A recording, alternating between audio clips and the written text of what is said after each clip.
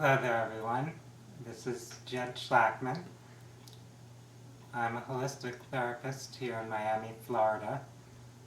And in this short talk, I'll be covering the topic of facing fear. Fear is something that's a big part of human life. There are many different types of fears that we face that are influencing how we are living. And as we progress, as we grow psychologically and spiritually, a big part of our task is to overcome many of those fears that are inhibiting us from expressing or reaching our full potential. Some of the fears that are prominent in our lives are related to our physical survival. We have a fear of death, we have fears of things that could harm us physically. We might have a fear of heights, a fear of being in certain types of places, a fear of fire, a fear of water. Then there are social fears, fears that relate to what other people might think of us, fears concerned with being approved of by others.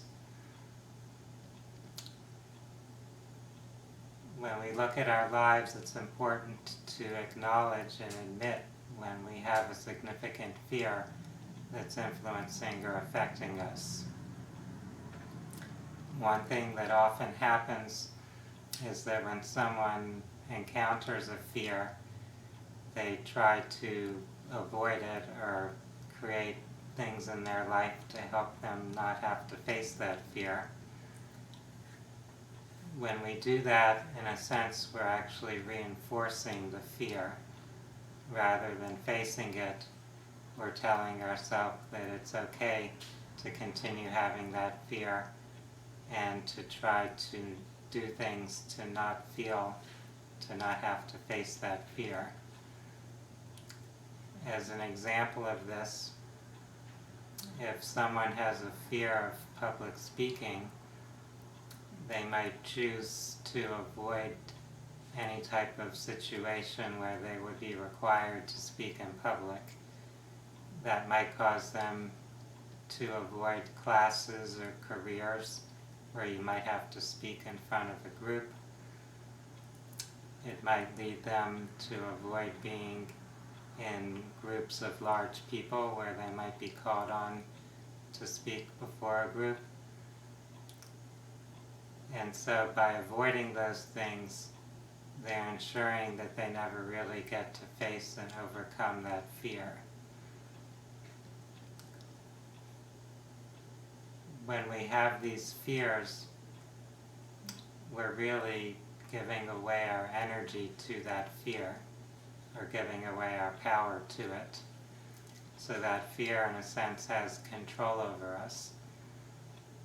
If we're avoiding certain things or certain people or places because we have a fear, then that fear is directing us and keeping us from having full freedom, the full opportunity to live our life freely.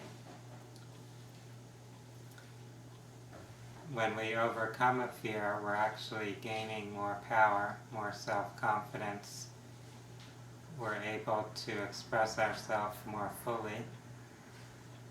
It's as though we've expanded our field of energy, our field of power. Fear tends to limit and constrict us. Even looking at it on a pure biological or physiological level, scientists have found that the different emotions we have affect the functioning of the cells in our body. It even affects the structure or form of our DNA. With DNA, it tends to become constricted when we're in a fear state, and that impairs our genetic expression in certain ways. So we want to keep ourselves in a more positive state, not controlled by fear. However, that doesn't mean we should run away from our fears, that we should only focus on things that are pleasant and joyful in every moment. If the fear is still there and we haven't faced and overcome it, then it will eventually appear to us again in some way. So our soul really wants us to eventually face these fears and overcome them, so we can be more fully actualized, more in tune with our essence, with our greater potential. Therefore, it's important to find a balance in our life between connecting to the things that bring us positive, peaceful, pleasant, and joyful feelings, and also facing and working through the things that may be unpleasant, things that may create tension, fear, or distress in us. When we're able to find that balance, then we're not avoiding our fears, we're not trying to run away from them or escape them. We're actually learning to use the positive resources that we have to work through and neutralize those fears. In my professional practice, I work a lot with hypnotherapy, and with hypnosis and hypnotherapy, one common technique is to help the client connect to a state of positive feelings. It might be a state of peace and calmness, a state of joy or enthusiasm. When the person is able to be strongly connected or anchored into that state, then they can bring that state with them, bring that resource into another situation in their mind. If you can bring that peace, that calmness or confidence into a situation that used to create fear or distress for you, it may help you overcome that fear or distress. So now you can be in that previously difficult situation and now feel more comfortable there, more at ease. Another important aspect of our fears or anxieties is the deep underlying beliefs that are fueling those. If we can find the deepest layers of our beliefs and see where they're perhaps mistaken or based upon misperceptions or illusions, and we can connect to a higher state of consciousness or more eternally or fundamentally truthful belief, then we can use those beliefs to guide our reality rather than the previous belief that was feeding our fears. A simple example of that might be the fear of death. When we believe ourselves to only be this physical body, this physical form that appears to be limited in time and space, when we believe that once that physical body comes to an end, that we cease to exist, then that does feed or support the fear of death. However, when one is able to perceive or understand themselves to be something much greater than that, something that is truly eternal, a spiritual essence, a consciousness that is not limited by that particular form, that can help release that fear of death. Many people who have had out-of-body or near-death experiences, who have had the experience of being in an expanded state of consciousness, being conscious and aware that they are not merely their physical body, but they are something that functions in other realms, other layers of reality. They tend to release any fear of death that they may have previously had. We can look at other fears we have. An example could be fears we have about other people approving of us, of other people laughing at us or demeaning us in some way.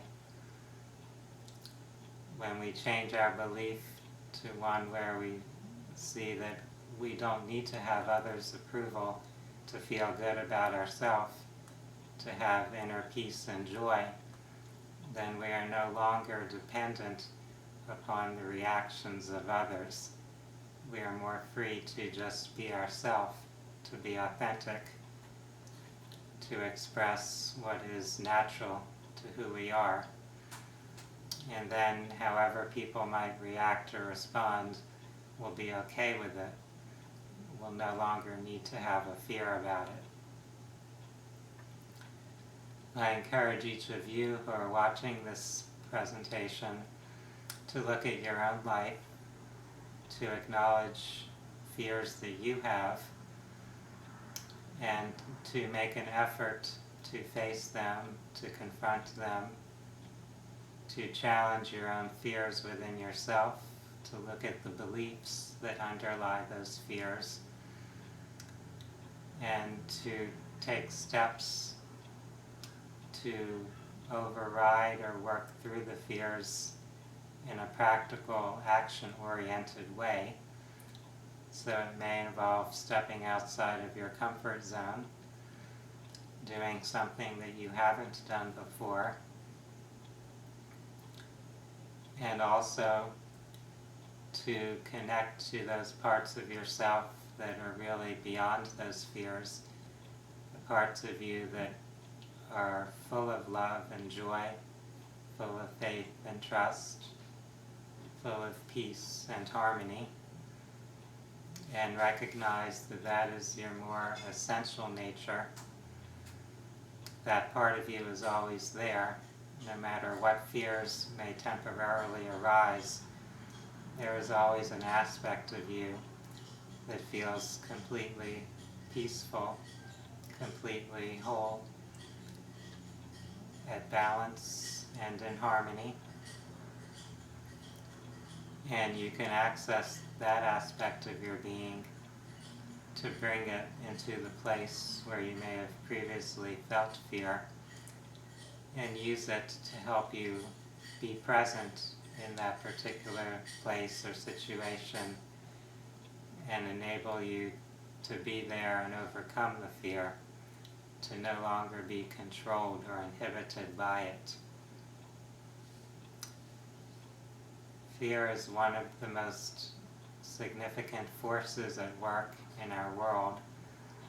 It's often used to manipulate people.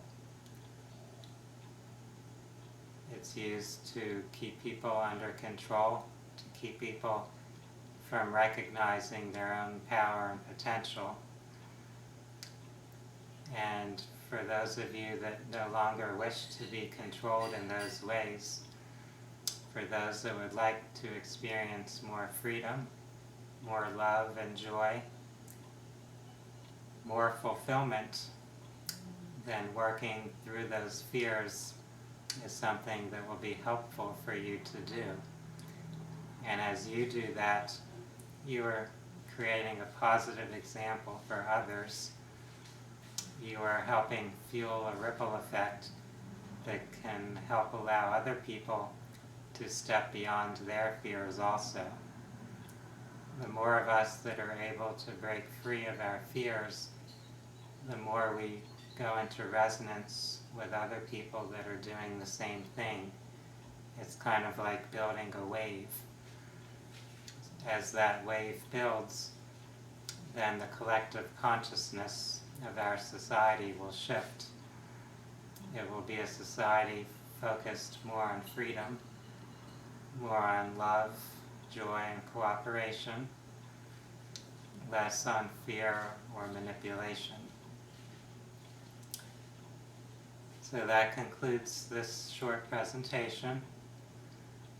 I would like to thank each of you for taking this time to view this video, to explore these ideas and consider ways in which you can enhance your lives, ways in which you can be more fulfilled, more free as a human being.